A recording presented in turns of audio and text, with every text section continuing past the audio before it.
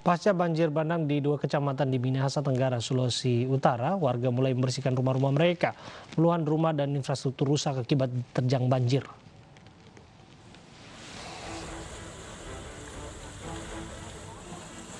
Dibantu alat berat, puing-puing dan sisa lumpur akibat banjir di Kabupaten Minahasa Tenggara, Sulawesi Utara dibersihkan.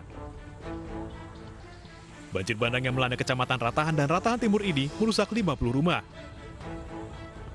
Bahkan 6 rumah hanyut dan 1 warga dinyatakan hilang.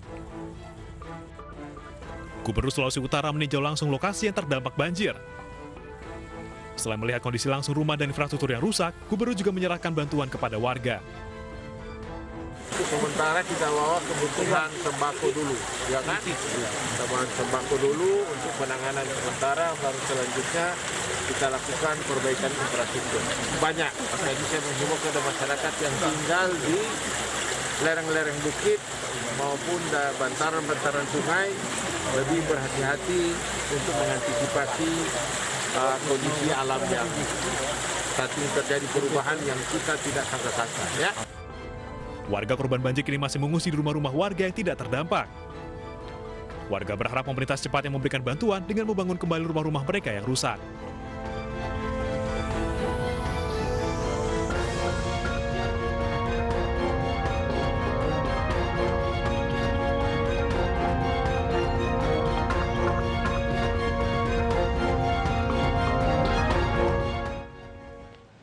Bupati dan Kepala BPBD Kolaka Timur beserta 4 staf tiba di Gedung Merah Putih KPK Jakarta untuk diperiksa.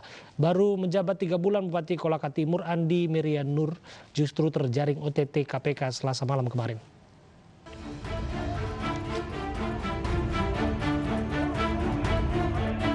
Bupati Kolaka Timur Andi Merian Nur beserta 5 stafnya tiba di Gedung KPK Merah Putih Jakarta pukul 18.30 waktu Indonesia Barat.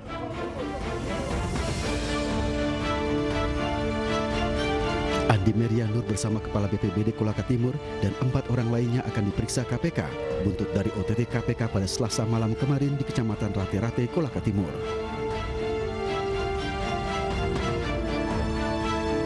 Pasca OTT KPK, sejumlah ruangan di perkantoran Bupati Kolaka Timur disegel KPK.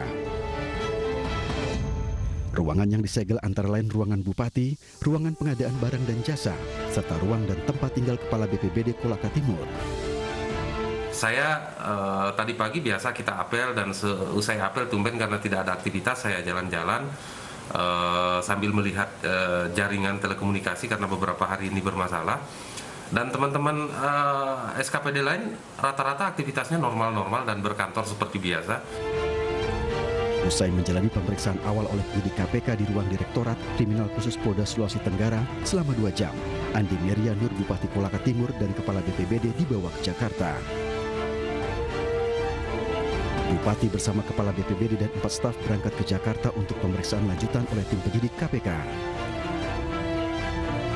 Benar yang diperiksa adalah Bupati Kolaka Timur beserta 5 orang stafnya.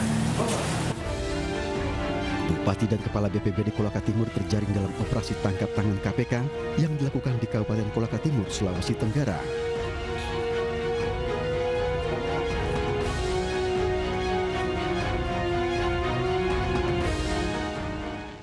Penyelidikan kasus penganiayaan oleh Irjen Pol Napoleon Bonaparte masih terus dilakukan Pidana Umum Bareskrim Polri.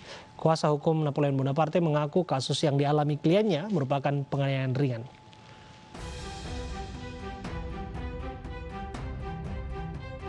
Setelah adanya pengakuan dalam surat terbuka yang dikeluarkan Napoleon melalui kuasa hukumnya, polisi masih melakukan pendalaman terhadap Napoleon Bonaparte. Pemeriksaan dilakukan terhadap saksi terlapor mengenai kronologis penganiayaan terhadap Muhammad KC yang terjadi di ruang tahanan Bareskrim Polri. Salah satu poin pemeriksaan sebelumnya mengenai waktu terjadinya penganiayaan yang dilakukan Napoleon terhadap MKC. Untuk sementara hasil pemeriksaan kita memang dilakukan oleh NB sendiri. NB sendiri, tapi faktanya pada saat itu terjadi, NB tidak sendiri. Sementara itu, kuasa hukum Irjen Pol Napoleon Bonaparte, Ahmad Yani, mengaku akan tetap mengikuti langkah hukum yang masih berjalan.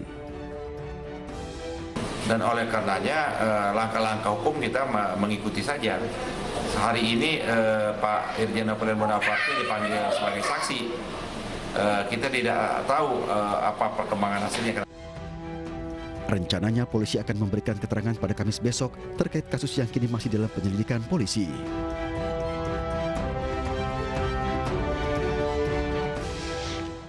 Pusat Polisi Militer Angkatan Darat akan memeriksa Irdam 8 Merdeka, Brigjen Junior Tumilar.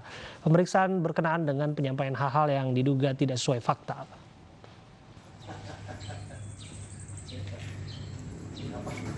Pusat Polisi Militer Angkatan Darat akan memanggil Irdam 8 Merdeka, Brigjen TNI Junior Tumilar terkait surat keterbukaan yang ditujukan kepada Kapolri.